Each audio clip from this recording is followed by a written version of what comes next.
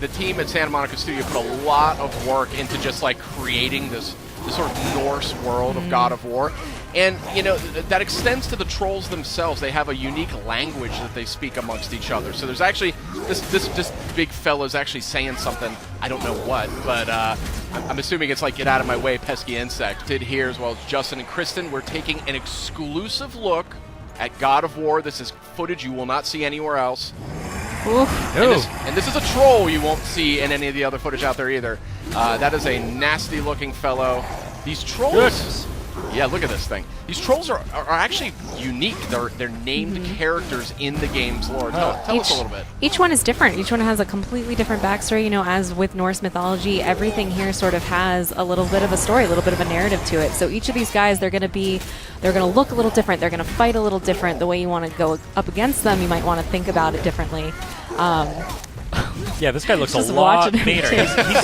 He's a lot more aggressive than the other enemies that we've seen. Now, interesting fact, too, I mean, the team at Santa Monica Studio put a lot of work into just, like, creating this sort of Norse world of God of War.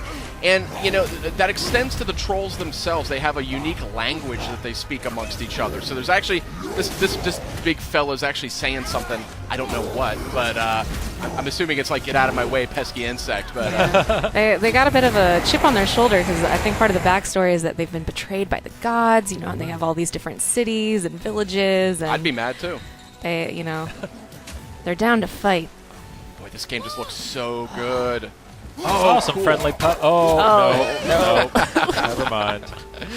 You know, you're seeing just a different side of God of War with this game. That camera. The glowing eyes are an interesting touch there. Yeah. This camera, I think, is worthy of discussion because, I mean, this is it's seamless. It's like a one-cut game. They don't, like, cut to cinematics or cut to another character. Exactly. Yeah, and even the camera angle, it's a lot closer to Kratos, a more intimate camera there. Yeah, a lot more intimate, and really makes you feel like you're there, you know? Yeah, especially during combat, you sort of feel the impact of every hit. It sort of shakes just a little bit. Makes it feel like you really are Kratos. We can. And a sort of robust loot system here, too, something we really haven't seen necessarily in God of War to date. So it's just a different take on and a really fresh and exciting take on a classic PlayStation IP. We're seeing some light puzzle elements, it looks like here.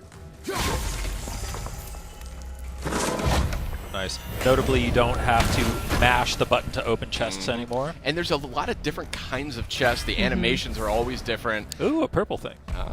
That's a way to enhance your health. Nice. Cool. I think so the more of those puzzles that you find, they're sort of higher level loot that you're going to find in those rune chests. Yeah, these environments. Look at this environment. I mean, just so detailed. So this tickled me too.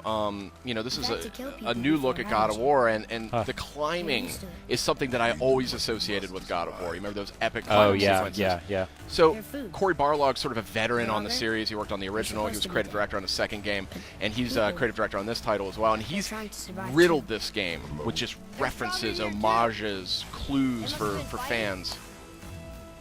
I also just love these quiet moments though with Atreus, that as you're moving through the world, he's constantly, you know, commenting it with fresh eyes. I just love the relationship between Atreus and Kratos. You really see it develop just right away from the beginning. It just dives right in. Yeah, and it's definitely going to be, I think, the centerpiece of the game. It's pretty clear. It's got a lot of power to it emotionally. Like Kratos is this sort of troubled character. You know, if you've played these other games, he's in a different place in his life. He's got a lot of responsibility in a way that he maybe hasn't had in the past, and he has to struggle to like keep his temper, something he's not maybe known for exactly. So, really, really interested to see where they go with that in this game.